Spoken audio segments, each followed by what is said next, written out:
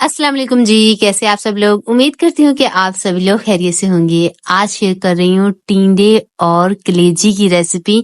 बहुत ही ज़्यादा मज़ेदार बनती है। जो लोग टिंडे नहीं खाते हैं, वो भी शौक से ये कलेजी और टिंडे चट कर जाएंगे। चलें जी, सबसे पहले हम जब हम मार्केट से कलेजी परचेज करते हैं तो इस तरह से हमें गाढ़ी ब्लड से भरी हुई मिलती है। तो इसको साफ करने का तरीका ये है कि एक बाउल में हमने पानी ले लेना है।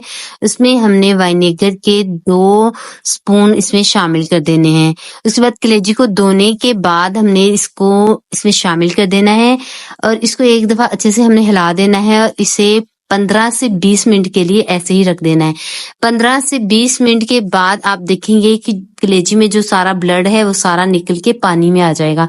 यहाँ पे देखिए 15 से 20 मिनट के बाद जो कलेजी है वो व्हाइट हो गई है और ब्लड जो है वो सारा निकल के पानी में आ गया है। इसे हमने अच्छे से 1 से 2 पानी में वॉश कर लेना है और देखें कलेजी माशाल्लाह से कितनी अच्छे से साफ हुई है और इसमें कोई स्मेल वगैरह भी नहीं होगी। जो आमतौर पर हम ऐसे पानी से साफ करते हैं तो कलेजी से स्मेल आती है, तो इस तरह से कलेजी की स्मेल भी जो है वो खत्म हो जाती है। अब आ जाते हैं कलेजी और टिंडे को पकाने की तरफ। यहाँ पे मैंने एक खुली कढ़ाई ले ली है जिसमें मैंने 2 टेबलस्पून यानी कि 1 पकाने का चम्मच ऑयल शामिल कर दिया है। आप अपने हिसाब से ऑयल कम या ज्यादा शामिल कर सकते हैं।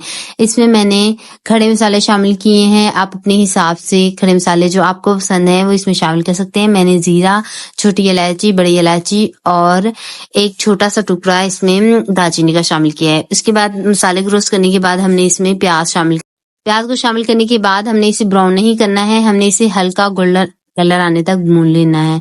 यहाँ पे मैंने 3 से 4 अदद जो ले ली हैं हरी मिर्च ले ली हैं। ये फीकी वाली हरी मिर्च होती है, तेज वाली हरी मिर्च हो तो आप कम लीजिएगा। उसके बाद यहाँ पे मैंने देसी लहसुन की एक पूरी गठरी ली है जिसे मैंने अच्छे से छील लिया है। इसको मैं अच्छे से कूट लूंगी। याद रहे आप इसे कूटें, पेस्ट नहीं बनाने। पेस्ट बनाते हैं तो उसका जो है वो अलग से टेस्ट आता है। इस तरह कूटने से बहुत अच्छा टेस्ट आता है। लहसुन और हरी मिर्च यहाँ पे हमारी जो है वो अच्छे से कुट चुकी है। प्याज हमारे यहाँ पे गोल्डन हो चुका है, तो अब हम इसमें लहसुन और हरी मिर्च का जो हमने कूटा हुआ है वो शामिल करके इसे अच्छे से खुशबू खत्म होने तक पका लेंगे।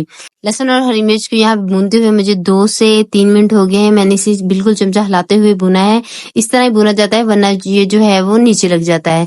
उसके बाद हमने कलेजी शामिल कर देनी है और इसे अच्छे से कलेजी की कलर जो है वो चेंज होने तक हमने इसे भून लेना है। कोई इसमें एक्स्ट्रा मसाला नहीं ऐड करना है।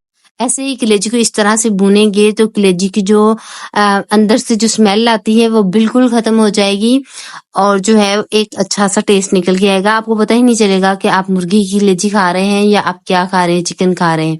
उसके बाद भी यहाँ पे हमने खुश्क मसाले शामिल कर देने हैं। 1 टीस्पून मैंने पिसी हुई लाल मिर्च, 1 टीस्पून ही मैंने कुटी हुई लाल मिर्च, आधा टीस्पून नमक, आधा टीस्पून ही जीरा, आधा टीस्पून हल्दी का शामिल करके हमने इसे अच्छे से भून लेना है। आधा टीस्पून इसमें गरम मसाला पाउडर जाएगा, आधा टीस्पून ही इसमें भुना कुटा जीरा जाएगा।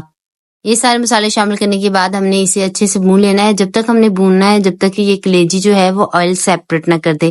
थोड़ा सा पानी आप इसमें शामिल कर सकते हैं। अगर जो कलेजी है या मसाला है वो नीचे लगने लग जाए तो आप इसमें थोड़ा सा पानी ऐड करके इसे भूनना स्टार्ट कर दें।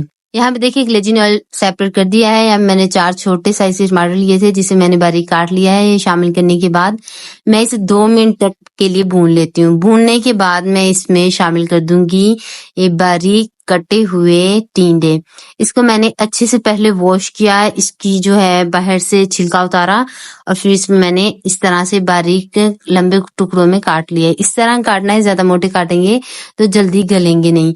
ये शामिल करने के बाद हमने इसे अच्छे से मिक्स करना है और हल्की आंच पे हमने इसे दम वाली आंच जिसे कहते हैं उस पे हमने इसे 10 मिनट के लिए बगैर ढक्कन हटाए हमने इसे रख देना है।